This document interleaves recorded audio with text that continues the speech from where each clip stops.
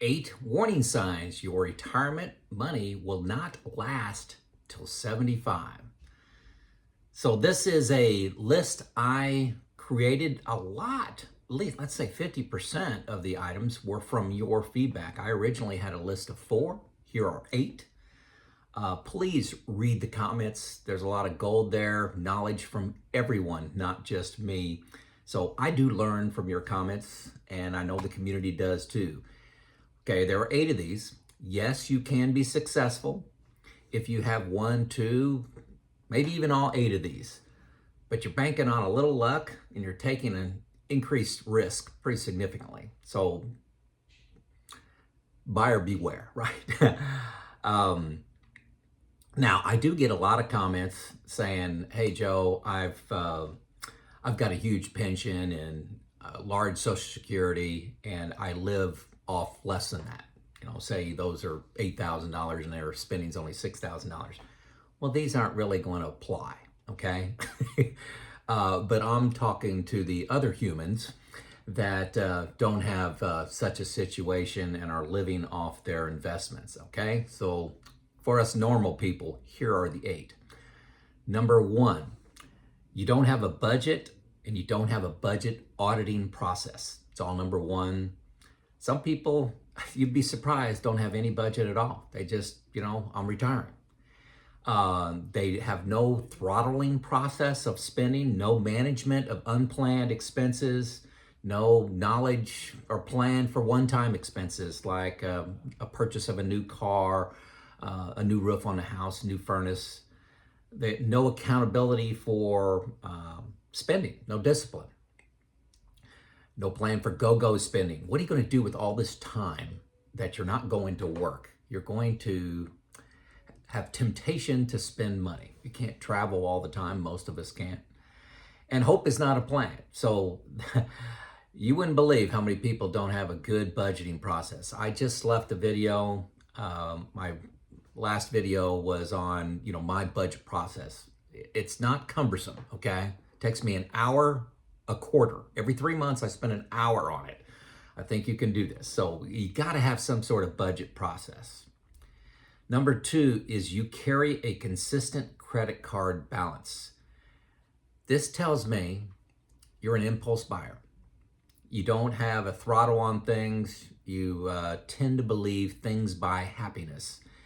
And I'm telling you, I've learned, and I know eventually everybody learns that it's relationships and experiences that deliver lasting happiness, not things. So if you're an impulse buyer, the odds are not with you of having a long retirement and not having your money not last as long as your time. For those that have not, I've not met, my name is Joe. I'm 60 years old, been retired 5.5 years. I was 54 when I gave it up and went to this retirement life. I make these videos to really just share my experience, my beliefs, my creeds that I try to follow, and highs and lows of my retirement life, really to inspire you to retire early and to drive out the fear. I know making that decision to retire is scary. It is scary. If it's not scary, you're not paying attention. So by hearing my journey, maybe you'll retire 1, 2, 3 years earlier with some of the tools that I use, some of the experiences I'm having, some of the decisions I make, good and bad. Okay? Number 3, you make changes to your portfolio investments regularly. You chase returns.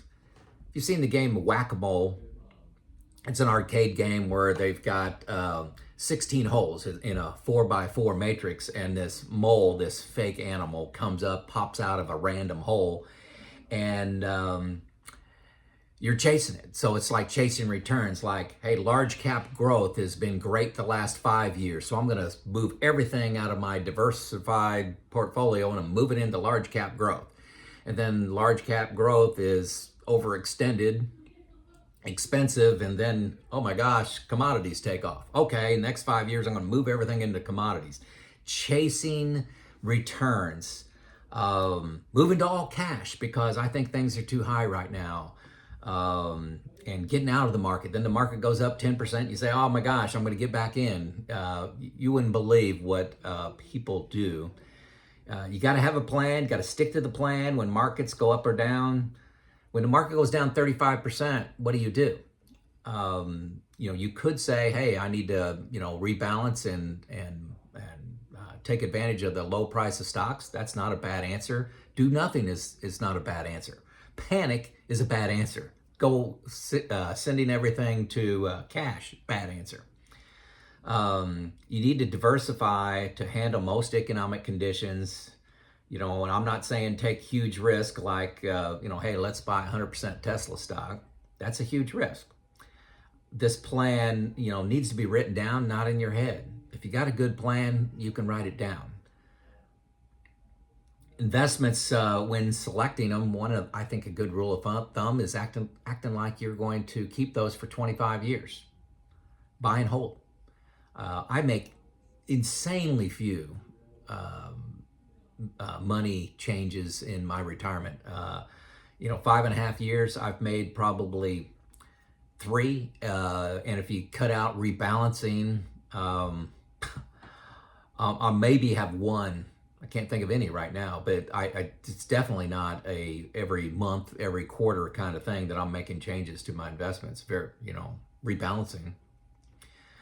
My plan is in new retirement, and I've talked about that. That has all my moves and all my investments and all my Roth conversions and all my spending, timing the Social Security, everything is in there. My plan for inflation. How do I prevent making changes emotionally? 1, I got my written plan. Number 2, I have my retirement group. I got 2 buddies where every single move I make, I send them an email or we have a meeting or a phone call talking about that change. 100%. They tell me what can go wrong. They tell me that I'm not making the right decision.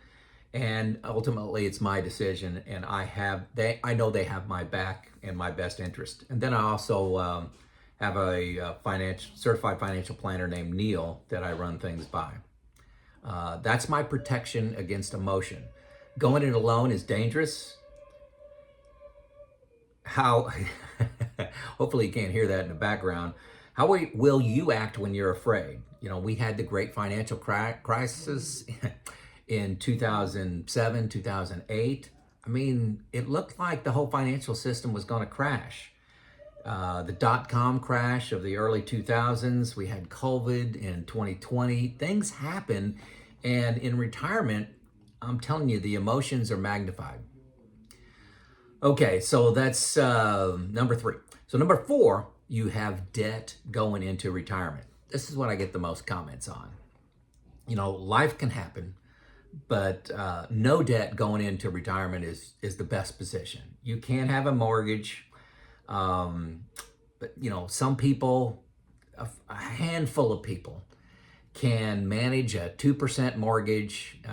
Say they owe $300,000 and they keep a 2% mortgage, and then they invest that in, let's say T-bills, and are getting 5%.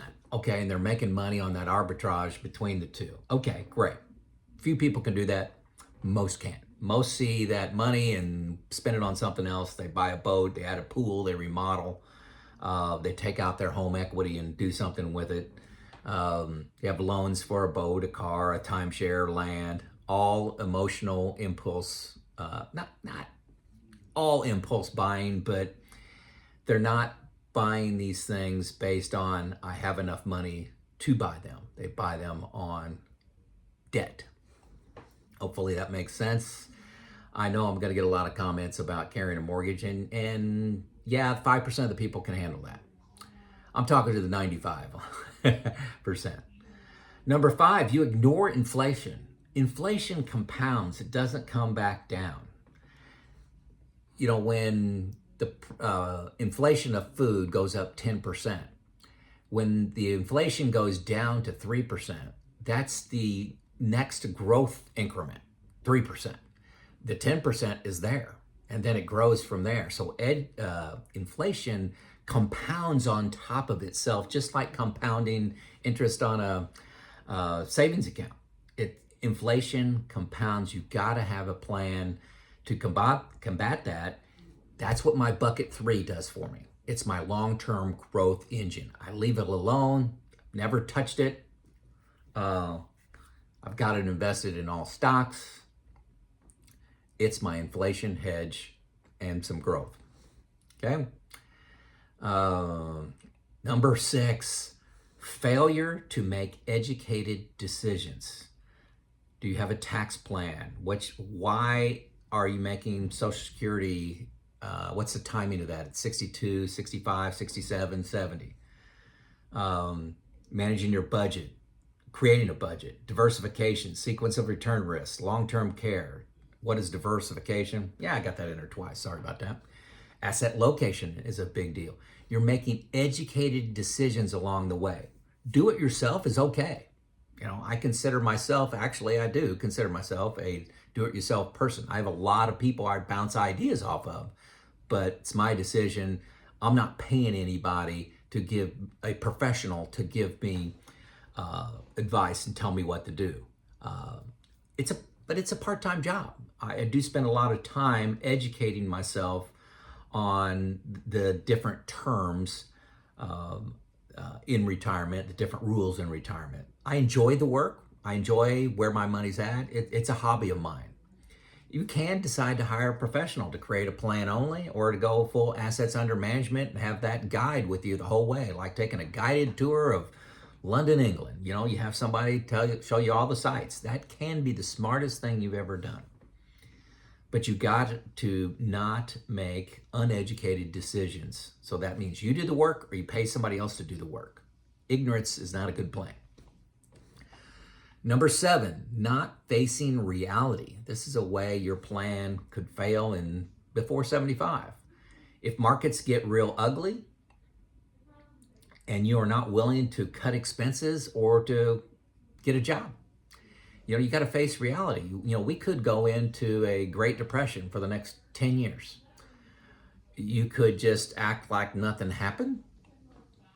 Or you could say, no, wait a second, my stocks are down 80%.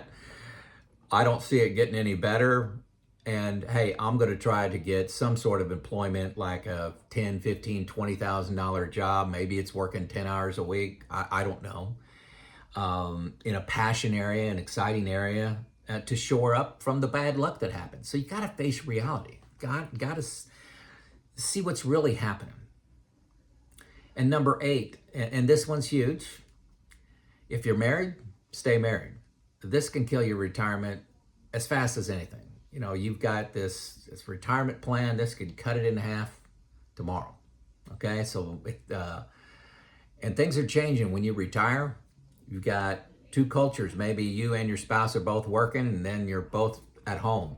You've just changed the environment, and that can get ugly. And I suggest you talk about that in advance. Talk about plans for retirement in advance, and invest in your marriage like you invest in the stock market with a little knowledge. That's huge. Okay, now there are 4 things that I chose to leave off this list. That's my 8. Here's 4 things I left off. Fees. Advisor fees and fund fees can be big expenses, but I don't believe they're going to make or break your plan. An advisor that holds you accountable could be a great thing. Hold you accountable to a budget, not making emotional responses to market activities. That can be a good thing. Rates of return. Yes, that can kill you, but it's not really controllable.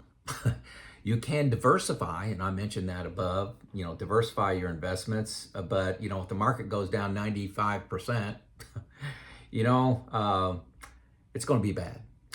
Maybe that's the reality thing. So I just left off rates of return because it's not something you can control other than what you diversify into, and not focus your risk into one stock or 100% stocks even. Number 3, I didn't put health risk on there. A lot of comments about, health is quite a bit out of your control. Yes, there, things like cancer, car accident. Those are out of your control to some extent, large extent, let's say. But diet, exercise, and preventive checks, colonoscopies for people, are in your control. I like to say, I may die tomorrow. I just don't want it to be my fault. And my fault is diet, exercise, and preventive care. And then the fourth thing that I left off is long-term care. I just chose to leave that off. I was assuming that would be after 75. That may or may not be a good decision. Okay. All these 8 that I mentioned, things that you can control. And by that, I mean, you're not going to be a victim. Okay. And this is not a group of victims. Now I want to talk about complicated versus complex. This is short. Hang with me. Retirement is complicated. It can be hard to solve, but there are addressable rules and recipes that, like algorithms that place ads on YouTube. There are best practices that you can put in place. They can also be resolved with systems, processes, discipline, and best practices. Okay, and I just listed 8 best practices.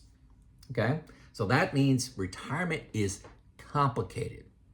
Complex problems involve many unknowns, too many factors that could move all over the place, that you really cannot reduce it to rules or processes. For example, predicting how 8 billion people on Earth are going to react to an event to drive the US stock market. That's complex. You really don't know what's going to happen. You have some history, but you don't know exactly what's going to happen. Retirement is not complex, even though we don't know what the stock market will do today, tomorrow, or next week. But over 10, 15, 20-year time periods, we have strong evidence on how it's going to perform. That's my bucket 3. Okay, so that's why I plan with bucket 3 money that I'm not planning on touching for at least 10 years. I have pretty good evidence of how it's going to respond. So make sure you know the difference between complicated and complex. Complicated means you can put in a set of best practices to minimize your risk. Complex means, there's some things that are out of your control.